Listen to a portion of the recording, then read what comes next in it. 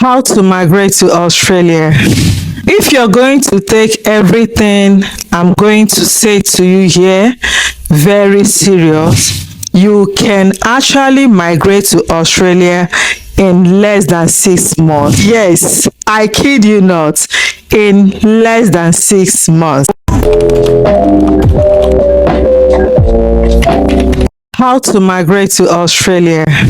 If you're going to take everything I'm going to say to you here very serious, you can actually migrate to Australia in less than 6 months. Yes, I kid you not, in less than 6 months. What's up, beautiful people? Welcome to my channel. In today's video, we will be talking about how to migrate to Australia. Now, before I start this video, I am going to do a disclaimer to my beautiful subscribers. Thank you all. I see all your questions, I see all your emails, I see all your comments, but I'm not an immigration consultant, and everything I'm going to say here today is simply based on my own experiences, on the things we did as a family, and all the trials, all the errors, and how we finally migrated to Australia. Now, this post is coming based on a popular demand. Wendy, how do we migrate to Australia? So, I started first by doing my research, deciding on the country I want to migrate to or move to. After researching all the countries, I found Australia very interesting. So I started first by applying to my school, getting my transcripts ready, number one. Number two, you will need to write an IELTS or PTE, that's Pearson Test of English. Now, if you're doing an IELTS, you will need to have a band 7 in speaking, band 7 in writing, band 7 in listening, band 7 in reading.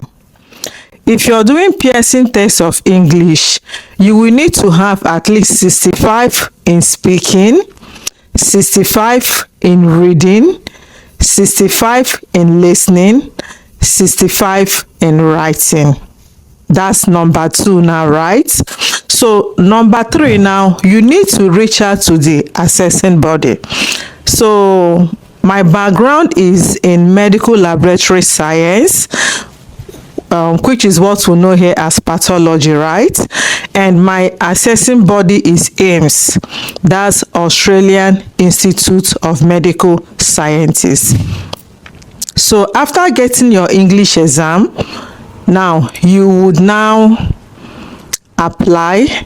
I applied to Australian Institute of Medical Sciences for my assessment. What the assessment entails is this: all my credentials, all my certificates, everything I've studied, will be shipped or will be emailed to them here in Australia. So an email, not shipping, guys, please, email. So when all those documents arrive Australia, they will check if the document is equivalent to Australian standard. This will take about 4 months or 6 months for you to get an outcome. If your documents are equivalent to Australian standard here, you would usually get a positive assessment. Now, if your documents is not equivalent to, or if your documents are not equivalent to the Australian standard, you will have a negative assessment. Now, remember, all your documents, all your date of birth on all your documents must be consistent. You cannot use 1995 on some documents and use 1994 in some documents. You would make sure all your documents, the date of birth and everything is consistent. When you gather all those your documents for assessment, you will need a reference letter from the places you're working. So if you're a medical lab scientist, and speaking based on what I did, right? Good. You will need a reference from either where you did your internship or where you're working. There is a format to this effect which I will leave somewhere up here or when you request for it. So you give them the reference and they would contact all those places you worked to be sure you really worked there. Please, if you're putting any place you worked there, you need to follow up with them to tell them I'm doing this application, and they will need to reach out to this email. Please keep an eye for me. You need to follow up. So when you get a positive assessment, now the next thing will now be for you to create an EOI. EOI is what is called expression of interest. When you create your EOI, expression of interest, is more like applying to the province here for you to be nominated. It can be the Northern Territory, it can be the Western Australia, it can be any province at all, ACT, name it, you know. So when you're being nominated, you will get what is called ITA, invitation to apply. When you now get that invitation to apply, the invitation to apply is what you will now use to apply for your visa. We have a 491 visa, which is still a PR route, but you need to arrive in Australia. You stay here for 3 years and you get your PR the 3rd year. The 4th year, you will get your citizenship, right? Another visa subclass is the 190, which is direct PR, and you arrive Australia from your country. So, but regardless of any visa subclass you are on, we all will still become citizen almost the same time if we were on the same routes with the same dates and time.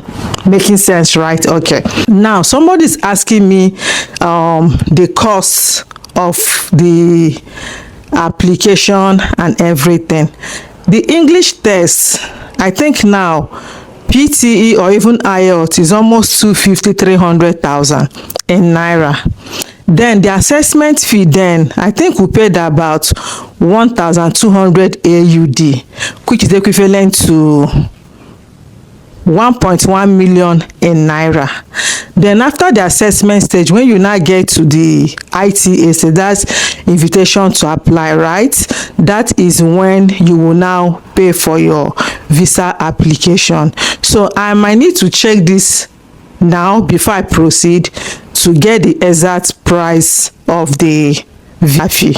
Okay, so I think the visa fee for the principal applicants, I think that was about 2,200 or thereabout. I'm really not so sure. Then I know for a family of 4, we paid a total of about 8,500. So when you now apply for your visa, you will need to wait for some time. You go for your medicals, so many back and forth, so many paperwork and everything. Then when your medicals are okay, usually you would be given a visa. So we don't go for any visa interview for Australia. It's mostly an electronic visa. Now, when people reach out and they ask about the processes and you explain all this to them, and the next thing they feel is too much, they feel is not doable. If you're really interested in starting your migration, you can just go to, even YouTube is there, Google it, type PTE, piercing test of English, have a better understanding. Then check IELTS, have a better understanding. You compare the two English tests and know the one that works for you, right?